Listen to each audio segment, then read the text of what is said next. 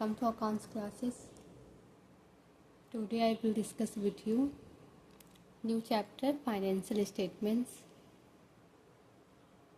Let's start. आज का हम लोग का चैप्टर रहेगा फाइनेंशियल स्टेटमेंट्स. पहले देखेंगे कि फाइनेंशियल स्टेटमेंट्स होता क्या है. Financial statements refers to statements which report the profitability, the financial position of the business at the end of accounting period. Means financial statements जो है ऐसे स्टेटमेंट्स को संदर्भित करता है जो लेखांकन पीरियड के अंत में व्यवसाय के लाभप्रदता, जिसको इंग्लिश में प्रॉफिटेबिलिटी बोलते हैं, एंड वित्तीय स्थिति को रिपोर्ट करते हैं. The term financial statement The term financial statements include at least two basic statements, which are as under financial statement शब्द में कम से कम दो बेसिक स्टेटमेंट्स, जिसको बुनियादी विवरण बोलते हैं, शामिल है, जो कि इस प्रकार है. पहला है इनकम स्टेटमेंट, जिसमें कि trading and profit and loss account which show result of business operations during an accounting period, जो लेखांकन पीरियड के अंत में जो है व्यवसाय के संचालन के परिणाम को दिखाता है. दूसरा है स्टेटमेंट ऑफ फाइनेंशियल पोजीशन, जिसको कि बैलेंस शीट बोलते हैं, विच shows the financial position of an enterprise at a specified point of time. Statement of financial position, जिसको बैलेंस शीट बोलते हैं, जो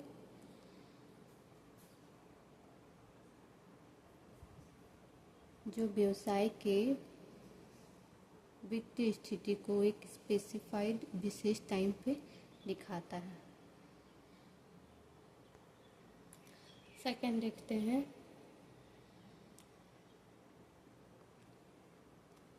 ट्रेडिंग अकाउंट. ट्रेडिंग अकाउंट क्या होता है? Trading account is prepared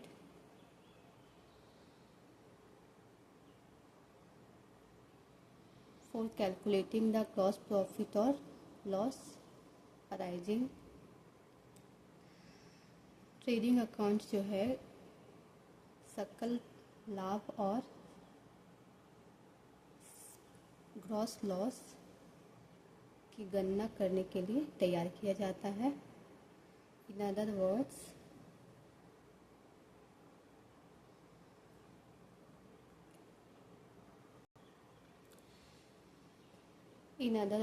it is prepared to show the result of the manufacturing by selling of goods.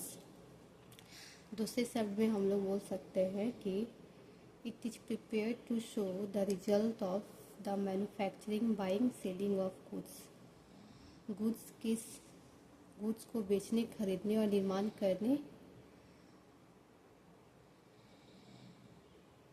के result को दिखाने के लिए तैयार किया जाता है. A trading account records the amount of purchases of goods and expenses. Trading account goods और expenses के खरीद की राशि का रिकॉर्ड जो है रखता है. नेक्स्ट देखते हैं income statement. It is divided into two parts. Income statement को जो है टू पार्ट्स में डिवाइड किया गया है, जिसमें पहला है जिसमें कि फर्स्ट है, it is divided into two parts. First है, the first part is called trading account, जो भी हम लोग पढ़े।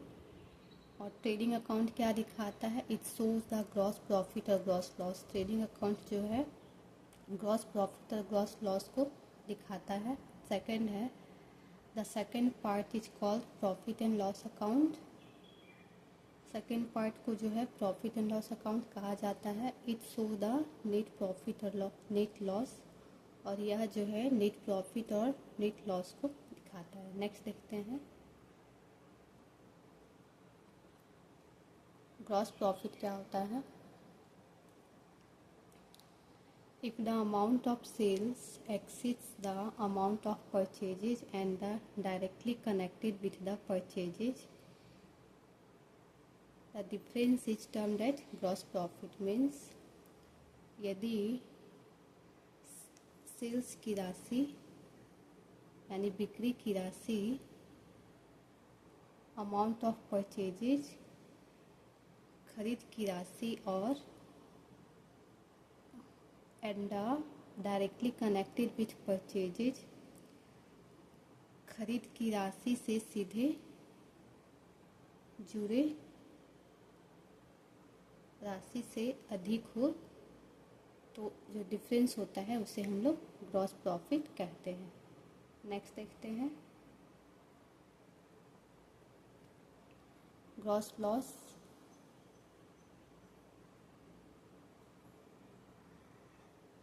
Gross loss, if the purchases and direct expenses exceed the sales, the difference is called gross loss। यदि purchases and direct expenses जो है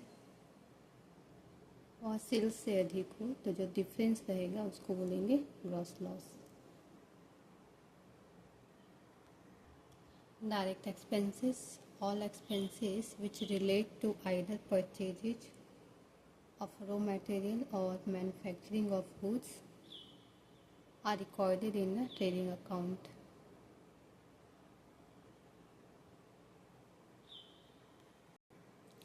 सभी खर्चे या तो